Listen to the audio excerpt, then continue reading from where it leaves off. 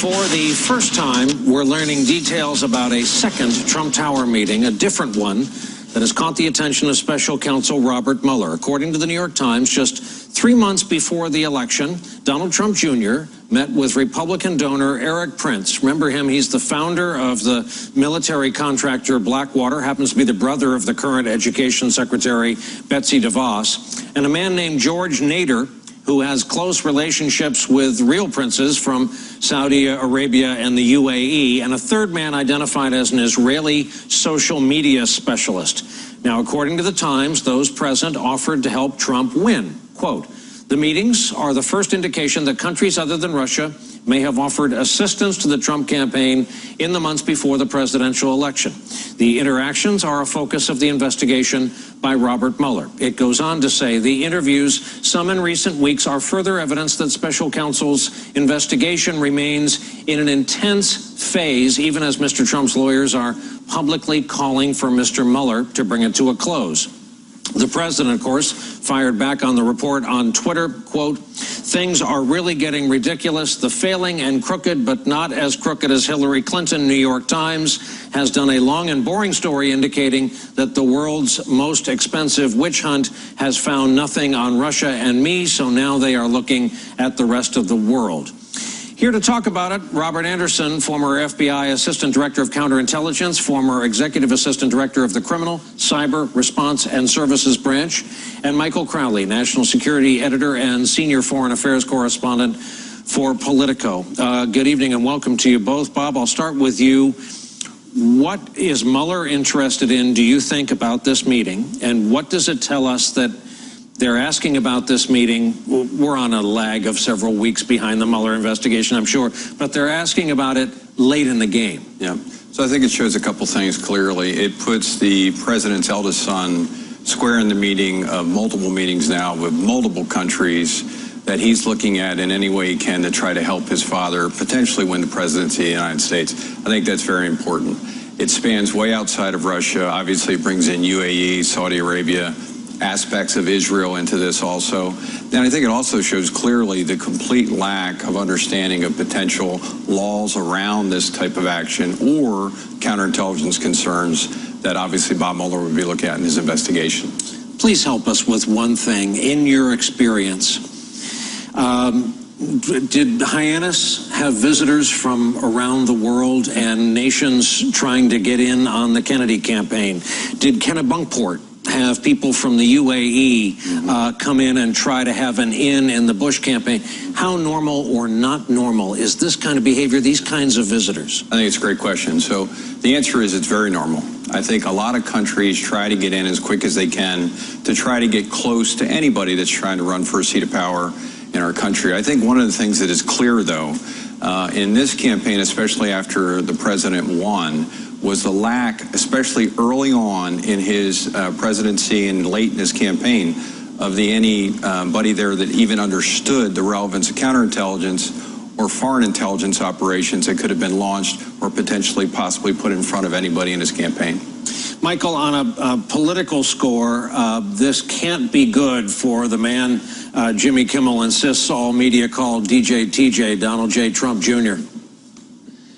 No, absolutely not, Brian. You know, there was an interesting defense of him in the media today where some unnamed ally of his was saying, look, he's naive, he's trusting, he wants to please people, he'll take a meeting with anyone, and he wants it to end on good terms, so people might, you know, kind of take the wrong message out of a meeting like this where maybe he seemed receptive when in fact he was just kind of being a nice, wide-eyed guy.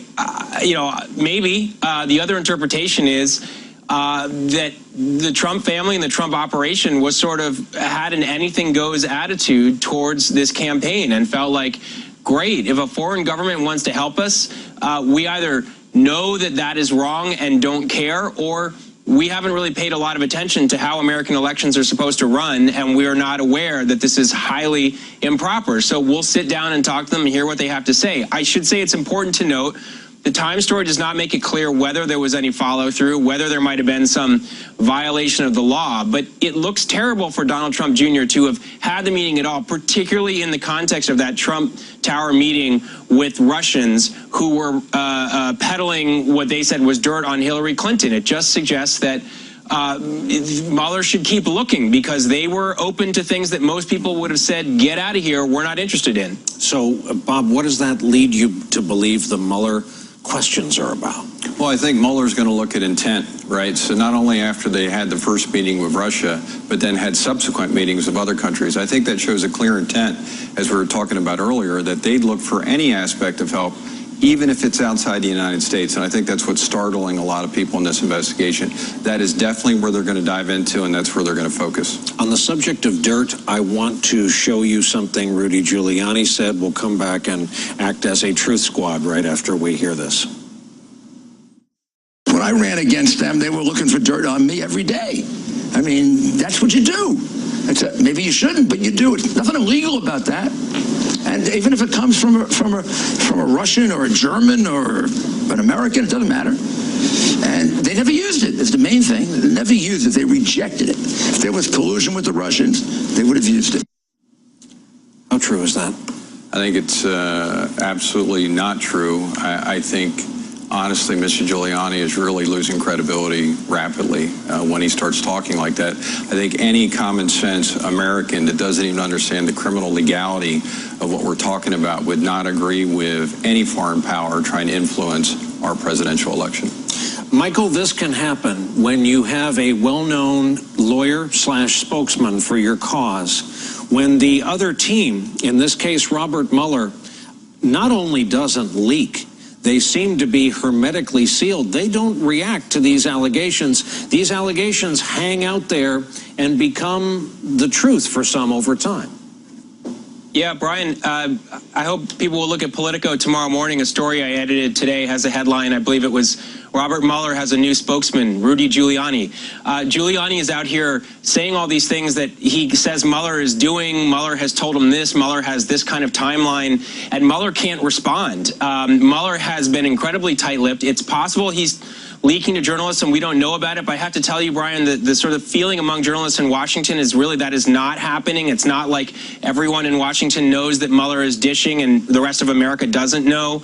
It really does not seem to be the case. And I just want to say specifically on that soundbite, it's very odd. Rudy seems to be saying, well, if there was dirt, they would have used it from the Russians. But, well, they did. I mean, what were the WikiLeaks emails? What were the hacks of the DNC and John Podesta's emails? These emails were clearly hacked by the Russians, and Donald Trump stood up at a podium on stage waving printouts of these emails saying, I love WikiLeaks. He did use them. So it's a little bit odd for Rudy to imply there that there was an opportunity to use Russian-supplied dirt, but the Trump campaign turned its back. In fact, Trump completely embraced it beyond the time when it seemed pretty clear that the Russian government was behind the hacking of these emails. Our thanks to two friends of ours, a law enforcement veteran and a journalism veteran, Robert Anderson, Michael Crowley. Gentlemen, thank you both so much. And coming up for us, just last week, the president was asked about a possible Nobel Peace Prize. Well, fast forward to tonight, and the question is that summit with North Korea still going to happen? We'll talk about it right after this. Thursday marked the one-year anniversary of the start of Robert Mueller's investigation, which is the first anniversary Trump actually remembered. Just ask his wife, Melanie. Staten Island's Colin Jost gets tonight's last word. The 11th hour with Brian Williams starts now. Tonight, the supervisor of the Mueller effort, Rod Rosenstein, shows up at the White House after the president demands an investigation into his investigators. We've got the latest reporting from inside the West Wing, plus another Trump Tower meeting involving Donald Trump Jr. and foreign nationals of interest to Robert Mueller. And the president now wondering aloud how smart it is to sit down with Kim Jong-un, what it might mean for the summit, which is supposed to be under 3 weeks away. The 11th hour on a Monday night begins now. On a Monday night, good evening once again from our NBC News headquarters here in New York. Day 487 of the Trump administration, and the president made good on his demand that, quote, the Department of Justice look into whether or not the FBI DOJ infiltrated or surveilled the Trump campaign for political purposes, and if any such demands or requests were made by people within the Obama administration, exclamation mark. The president wants his investigators to be investigated. And so, to that end, the White House says Justice, FBI, and intelligence officials have agreed to meet with Republican congressional leaders to, quote, review highly classified and other information that lawmakers have requested about the FBI's use of an informant in the early months of the Russia investigation. Chief of Staff John Kelly has been given the assignment of setting up that meeting. This agreement came after the president met today with Deputy Attorney General Rod Rosenstein and FBI Director Christopher Wray, and a day after the DOJ asked its Inspector General to please look into the president's claims that his campaign was essentially being spied upon. And after repeated requests from Republicans that details about the informant be released, yesterday, Rosenstein issued a carefully worded statement, quote, if anyone did infiltrate or surveil participants in a presidential campaign for inappropriate purposes, we need to know about it and take appropriate action. The controversy and the president's relentless hammering of Justice Department officials has raised alarm among many, including the former number 2 at Justice, Sally Yates, who we heard from today. What we're seeing here is the president has just taken his all-out assault on the rule of law to a new level. And this time he is ordering up an investigation of the investigators who are examining his own campaign. You know, that's really shocking. On the Senate floor, the Democratic leader gave a scathing assessment of the president's actions. The president's behavior is the kind of grossly autocratic behavior we'd expect in a banana republic, not a mature democracy. By now, we should all recognize that President Trump's latest demand is just another example of a relentless campaign to distract from the serious wrongdoing being uncovered by the Russia probe.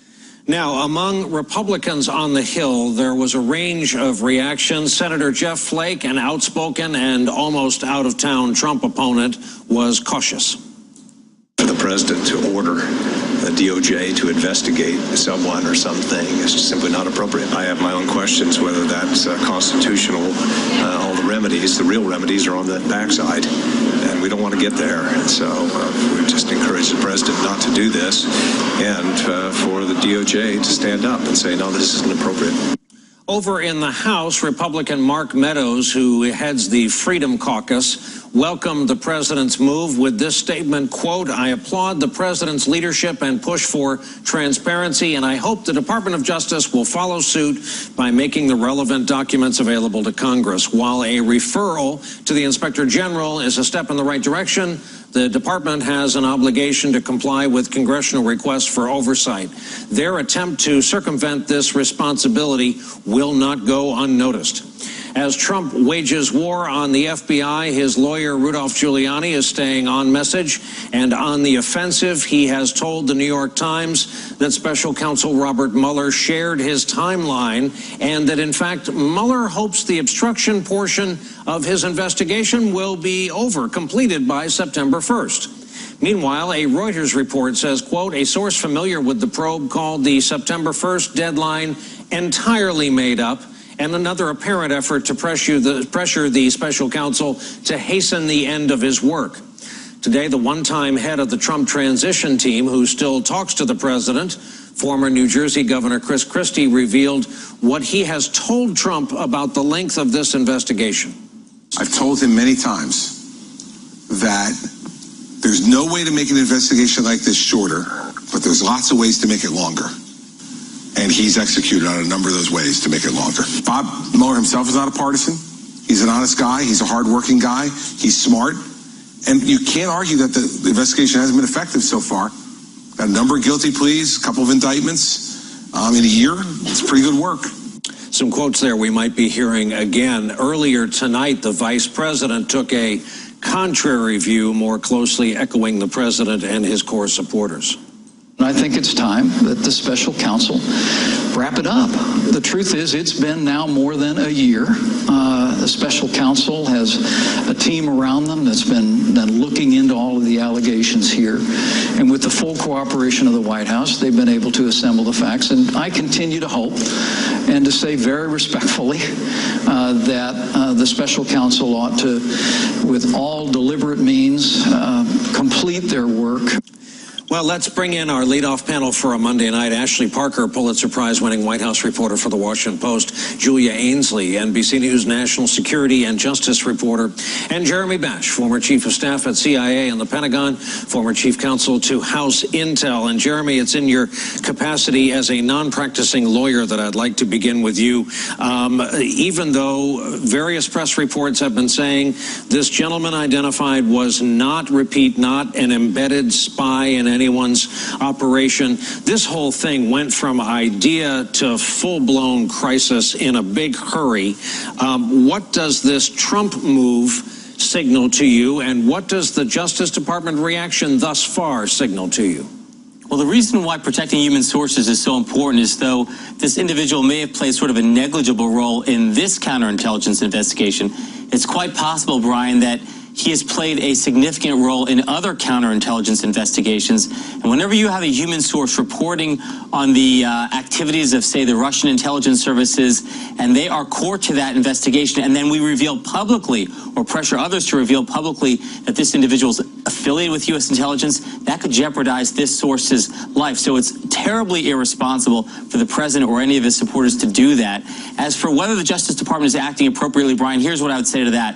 I think it was appropriate to refer this to the Inspector General. It was, I think, fine for Rod Rosenstein to put out that statement to say, hey, look, if anybody did anything inappropriate or for political purposes, we want to get to the bottom of this, because I think he knows well that nothing inappropriate or political was done in this investigation.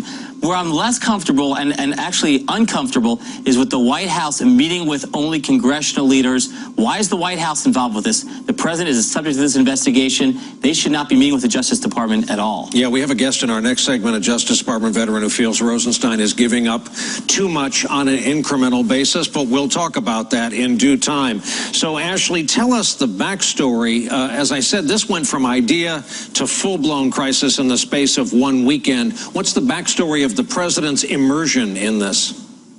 Well, it sure did. And one thing that was striking is that when this first came out, the idea of an informant, it was confusing for everyone. It was sort of unclear how this informant got in touch with the campaign, when they were part of it. And so within the West Wing, there was real and sort of legitimate and genuine concern if a sort of political plant had been put there. What has been interesting is that as more and more reports have come out that have made clear that that was not the case. This was not someone put there for political purposes to spy on the Trump campaign. This was someone who, with good reason, made outreach to, a small number of people on that campaign who had raised flags with the intelligence community for other reasons based on their contacts with the Russians, with foreign governments. The White House is still sort of, now it feels like a bit more willfully chosen to still push that line of an improper political spy, when in fact the case is much different. It's not quite an accurate thing to push, but it is helpful for their case in the court of public opinion. So, Julia, this is a crisis independent of the known facts. There was no one with a stick-on mustache sitting in the back of the press corps covering the Trump administration as a paid federal government spy. Having said that, you cover the Department of Justice. How have you learned the career professionals over there are taking this? I think this is just another day that has really kind of weakened morale over there, when they not only have a president who's going after the way they do business, but also a deputy attorney general